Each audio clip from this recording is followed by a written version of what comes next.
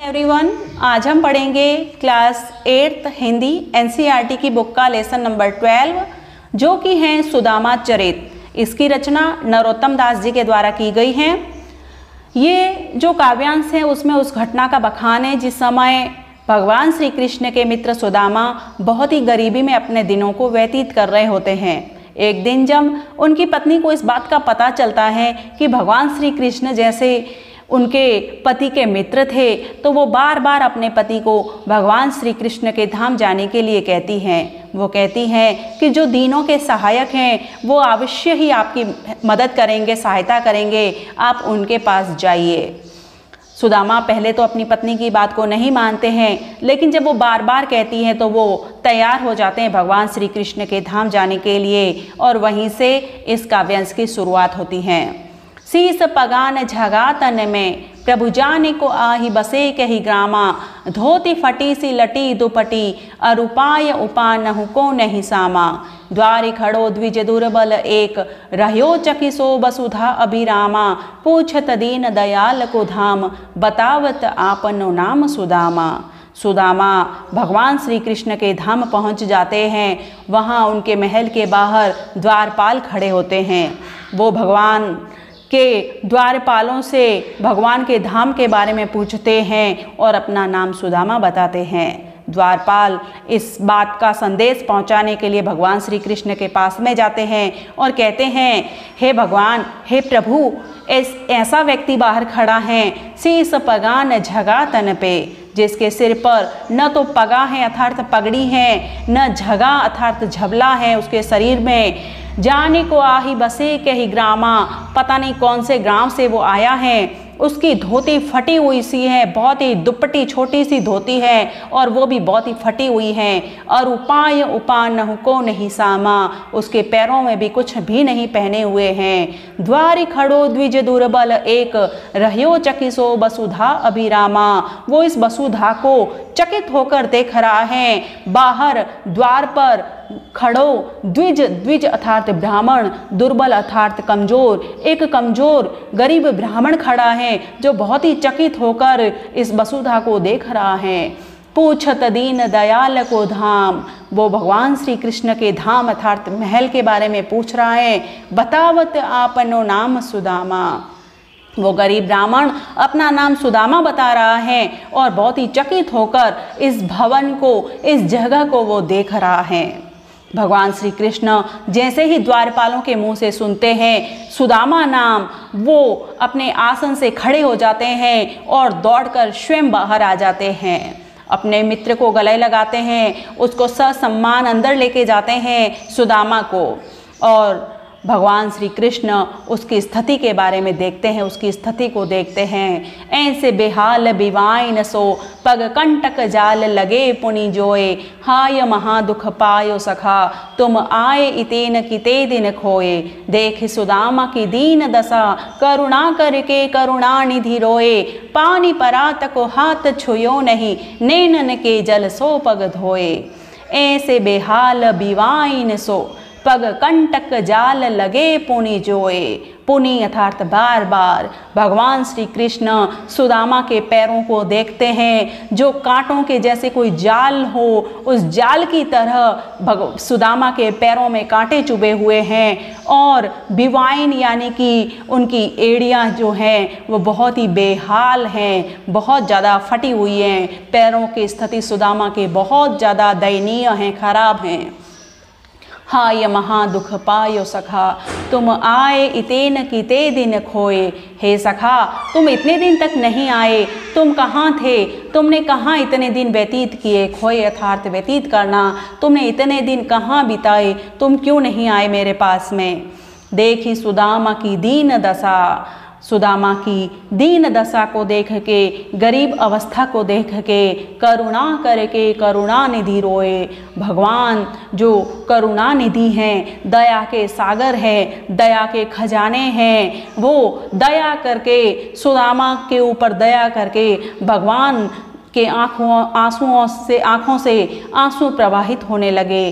करुणा करके करुणा निधि रोए। इतने दया के अंदर वो मग्न हो गए कि करुणा निधि जो दया के सागर हैं वो स्वयं रोने लग गए।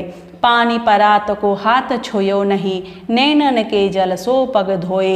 भगवान श्री कृष्ण के आँखों से इतनी अश्रुधारा निकलने लग गई कि जो परात के अंदर पानी मंगवाया था सुदामा के अपने मित्र के पैर धोने के लिए, उसको हाथ भी नहीं लगाया, उसको छुआ भी नहीं। नैनन के जल सो पग धोए, अपनी आँखों की अश्रुधारा से उन्होंने सुदामा के पैरों को धोया। कछु भाभी हमको दियो, सो तुम काहे न देत, चापी पोटरी आँख में रहे कहो कहु हेत। भगवान श्री कृष्ण सुदामा से अच्छी तरह से मिलते हैं और फिर वो पहचान लेते हैं कि सुदामा की पत्नी अर्थात श्री कृष्ण की भाभी ने उनके लिए ज़रूर कुछ न कुछ भेजा होगा। वो सुदामा से कहते हैं, कछु भाभी हमको दियो, हमारे लिए भाभी ने कुछ भेंट तो ज़रूर भेजी होगी। सो तुम काहे न देत, तो तुम मुझे क्यों नहीं दे रहे हो जो मेरी भाभी ने मेरे लिए भेंट भेजी हैं, जो कुछ भेजा है। चापी पोटरी काँख में रहे कहो कहु हेतु, तुम उस पोटरी को काँख के अंदर चापी यानी कि छुपाकर क्यों रख रहे हो, अपनी बगल में उस पोटरी को क्यों छुपा रहे हो जो मेरी भाभी ने मेरे लिए भेजी हैं। रहे कहो कहु हेतु, क्या कारण है कि तुम मेरी भाभी द्वारा भेजी गई पोटरी को, भेंट को अपनी बगल में छुपा रहे हो। आगे चना गुरु मात दिए ते, लय तुम चाबी हमें नहीं दीने, श्याम कहो मुस्काय सुदामा सो, चोरी की बात में हो जो प्रवीणे। पोटरी काँख में चापी रहे तुम, खोलत नाही सुधारस भीने, पाछिली बानी अजो न तजो तुम, ते सई भाभी के तंदुल कीने। भगवान श्री कृष्ण सुदामा को उस समय की बात की याद दिलाते हैं जब वो दोनों एक साथ शिक्षा ग्रहण कर रहे होते हैं और गुरु माता के दिए गए चनों को सुदामा अकेले ही चोरी से खा लेते हैं। वो कहते हैं, आगे चना गुरु मात दये ते। पहले भी ऐसा हुआ था सुदामा, जब गुरु माता ने चने दिए थे, लय तुम चाबी हमें नहीं दीने, तुमने सारे चबा लिए, चाबी अर्थात चबा जाना, खा जाना, तुमने सारे खा लिए थे, हमें नहीं दीने, मुझे नहीं दिए थे। श्याम कयो मुस्काय सुदामा सो, चोरी की बात में हो जो प्रवीणे। भगवान श्री कृष्ण अपने मित्र सुदामा से कहते हैं कि तुम चोरी की बात में बहुत प्रवीण हो, बहुत तेज हो चोरी करने में। श्याम कयो मुस्काय सुदामा सो, मुस्कुराते हुए भगवान श्री कृष्ण सुदामा से कहते हैं कि तुम चोरी करने में बहुत ही प्रवीण हो, इस वजह से आज भी तुम भाभी की दी हुई चीज़ नहीं दे रहे हो। पोटरी काँख में चापी रहे तुम, खोलत नाही सुधारस भीने। तुम जो भाभी के द्वारा भेजी गई पोटरी हैं उसको अपनी बगल में छुपा रहे हो, चापी अर्थात छुपाना, खोलत नाही सुधा रस भीने, उसको खोलते क्यों नहीं हो, वो सुधा के रस में भीग रही हैं, वो अमृत के रस में जैसे कोई भीग रही हैं, प्रेम से भीग रही है। मेरी भाभी ने मेरे लिए प्रेम भरा उपहार भेजा है, उसको तुम क्यों नहीं दे रहे हो मुझे वो प्रेम भरा उपहार। पाछिली बानी अजो न तजो तुम, तैसई भाभी के तंदुल कीने। पाछिली बानी अजो न तजो तुम, क्या तुम अभी भी पुरानी बातों को तजोगे नहीं, छोड़ोगे नहीं, उन्हीं आदतों को अभी भी अपनाए रखोगे। जिस तरह से तुमने बचपन में सारे चने खा लिए थे गुरु माता के दिए हुए, वैसे आज भी तैसे अर्थात वैसे ही आज भी भाभी के द्वारा दिए हुए तंदुल अर्थात चावल तुम मुझे नहीं खिलाओगे। क्या वैसे ही अपनी बात को रखोगे जिस तरह से बचपने में तुमने गुरु माता के द्वारा दिए हुए चनों को अकेले ही खा लिया था, क्या आज भी तुम भाभी के द्वारा भेजे हुए चावलों को अकेले ही खा जाओगे। वह पुलकनी वह उठी मिलनी, वह आदर की बात, वह पठवनी गोपाल की, कछु न जानी जात। घर घर कर ओढ़त फिरे, तनक दही के काज, कहा भयो जो अब भयो, हरि को राज समाज। हो आवत नाही हूँ तो वाही पठयो ठेली, कह कही हो अब कही हो समुझाए के, बहुधन धरो सकेली। भगवान श्री कृष्ण के महल में कुछ दिन व्यतीत करने के बाद में सुदामा अपनी घर की ओर रवाना होते हैं, लेकिन भगवान श्री कृष्ण उन्हें भेंट स्वरूप कुछ भी नहीं देते हैं। जब वो रास्ते में होते हैं तो वो मन ही मन सोचते हैं कि मैं अपने मित्र के पास मिलने के लिए आया था, मेरी पत्नी ने बड़ी इच्छा से मुझे यहाँ भेजा था, सोचा था कि भगवान श्री कृष्ण मेरी सारी समस्याओं का समाधान कर लेंगे, मेरे दुखों को दूर कर लेंगे, लेकिन श्री कृष्ण ने तो मुझे कुछ भी नहीं दिया। वह पुलकनी वह उठी मिलनी, वह आदर की बात। मुझे आदर तो बहुत दिया भगवान श्री कृष्ण ने, मेरे मित्र ने। वो पुलकनी, वो पुलकित हो जाना मुझे देख के, वह उठी मिलनी, वह अपने आसन को छोड़कर दौड़ते हुए आना और मुझे गले लगा लेना, मुझसे मिलना, इतना आदर देना, वह आदर की बात। मुझे बहुत आदर दिया, मुझे बहुत सम्मान दिया। वह पठवनी गोपाल की कछु न जानी जात। वह पठवनी यानी कि विदा करना, वह विदा करने का तरीका गोपाल का, जिससे मुझे बहुत सम्मान से उन्होंने विदा किया। कछु न जानी जात, उसमें उन्होंने कोई जात पात का भेद नहीं किया, मुझे बहुत सम्मान दिया। वहाँ पर मुझे बहुत अच्छी तरीके से मेरे से वो मिले, गले मिल मिल के मुझे रखा, वहाँ पे बहुत सम्मान दिया और मुझे आदर सहित विदा किया। घर घर कर ओढ़त फिरे, तनक दही के काज, कहाँ भयो जो अब भयो, हरि को राज समाज। घर घर कर ओढ़त फिरे, तनक दही के काज। सुदामा मन में बहुत क्रोधित हो जाते हैं इस बात को जानकर कि वो भगवान श्री कृष्ण के धाम से आए हैं और उन्हें वहाँ कुछ भी नहीं मिला। भगवान श्री कृष्ण ने उनको कुछ भी नहीं दिया, वो खाली हाथ लौट आए। उनको सम्मान तो दिया, वो बहुत प्रसन्न होकर उनसे मिले भी, उनको गले भी लगाया, उनको आदर सम्मान भी दिया, उनको अच्छी तरह से विदा भी किया, लेकिन उनको भेंट स्वरूप कुछ भी नहीं दिया। जिस हेतु वे आए थे उनके कार्य को संपन्न नहीं करवाया, उनके कार्य की सिद्धि नहीं हुई। वो मन में बहुत क्रोधित होते हैं और सोचते हैं, घर घर कर ओढ़त फिरे, तनक दही के काज। ये सांवरे, ये श्री कृष्ण मुझे क्या कुछ देगा। ये तनक यानी कि जरा से, थोड़े से दही के कार्य के हेतु, काज यानी कि कार्य, थोड़े से दही के लिए घर घर ओढ़त फिरे, घर घर जाते हैं दही खाने के लिए, चोरी करते फिरते हैं दही की, जाने कहाँ कहाँ कौन कौन से घर से ये दही हेतु अपनी चोरी करते हैं, दही खाने के लिए। तनक यानी कि जरा से दही को प्राप्त करने के लिए ये जगह जगह जाते हैं। कहाँ भयो जो अब भयो, हरि को राज समाज। हरि के पास में राज समाज सब हैं, लेकिन क्या हो गया है तो ये वही कृष्ण जो जगह जगह दही खाने के लिए हर घर घर जाते थे और चोरी करते थे दही की। कहा भयो जो अब भयो, तो क्या हो गया अब अगर ये इनके पास में राज समाज सब कुछ है तो क्या हो गया, आखिर में है तो ये वही श्री कृष्ण जो घर घर दही खाने के लिए घूमते फिरते थे और चोरी करते थे। हो आवत नाही हूँ तो वाही पठियो ठेली, अब कही हो समुझाए के बहुधन धरो सकेली। हो आवत नाही हूँ तो सुदामा अपने मन में सोचते हैं कि मैं तो आना ही नहीं चाहता था। हो आवत नाही हूँ तो मैं तो नहीं आ रहा था, वाही पठियो ठेली, उस मेरी पत्नी ने मुझे ज़बरदस्ती यहाँ भेज दिया, मुझे मजबूर कर दिया यहाँ आने के लिए, बाकी मैं तो आना भी नहीं चाहता था। अब कही हो समझाए के बहुधन धरो सकेली, अब मैं अपनी पत्नी को घर जाके समझा के कह दूंगा कि ये देखो बहुत सारा धन दिया है, उसको सकेली यानी कि संभाल के रख दो। बहुत सारा धन मैं श्री कृष्ण के यहाँ से लेके आया हूँ, खाली हाथ आया हूँ, ये देखो धन जो रख लो। अब तुम्हें बहुत विश्वास था श्री कृष्ण के ऊपर, बार बार कह रही थी आपके मित्र हैं आप जाओ वहाँ पे, अब देखो मैं बहुत सारा धन लेके आया हूँ, तुम इसे संभाल के रख दो। वो मन ही मन इस तरह से चिंतन करते हुए सुदामा अपने घर की तरफ बढ़ रहे हैं। वे सोई राज समाज बने, गजबाजी घने मन संभ्रम छायो, केंधो पर्यो कहु मार्ग भूली, की फिर के में अब द्वारिका आयो। भौन बिलो कि बे को मन लोचत, सोचत ही सब गांव मझायो, पूछत पांडे फिरे सब सो, पर झोंपरी को कहूँ खोज न पायो। सुदामा सोच विचार करते हुए मन के अंदर चिंतन उनके चल रहा है। वो सोच रहे हैं कि वो श्री कृष्ण जो बचपन के अंदर दही खाने के लिए घर घर घूमा करता था, अब उसके पास में राज समाज सब कुछ हो गया है तो क्या फ़र्क पड़ गया, वो क्या कुछ दे सकता है।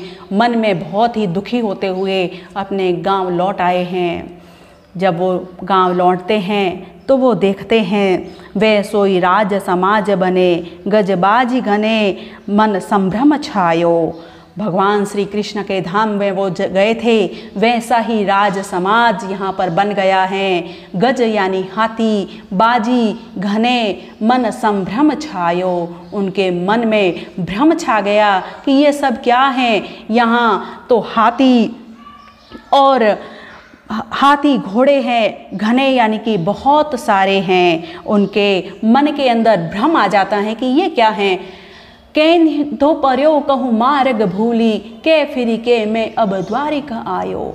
जब वो देखते हैं कि अपने गांव में आकर के वहाँ उनका झोंपड़ी नहीं है उनकी, तो वो सोचते हैं कि ये वैसा ही राज समाज, ये बड़ा महल जैसा वहाँ द्वारिका में था वैसा यहाँ आ गया है, और हाथी घोड़े बहुत सारे वहाँ पर खड़े हैं। तो उनके मन में भ्रम हो जाता है। वो सोचते हैं कैंधो पर्यो कहूँ मार्ग भूली, कहीं ऐसा तो नहीं है कि मैं रास्ता भूल गया हूँ, कि फिर के मैं अब द्वारिका आयो, या फिर ऐसा तो नहीं है कि मैं फिर के वापस द्वारिका ही आ गया हूँ, मैं घूम फिर के वापस द्वारिका ही पहुँच गया हूँ, क्योंकि ये जो जगह है वो तो द्वारिका जैसी ही है।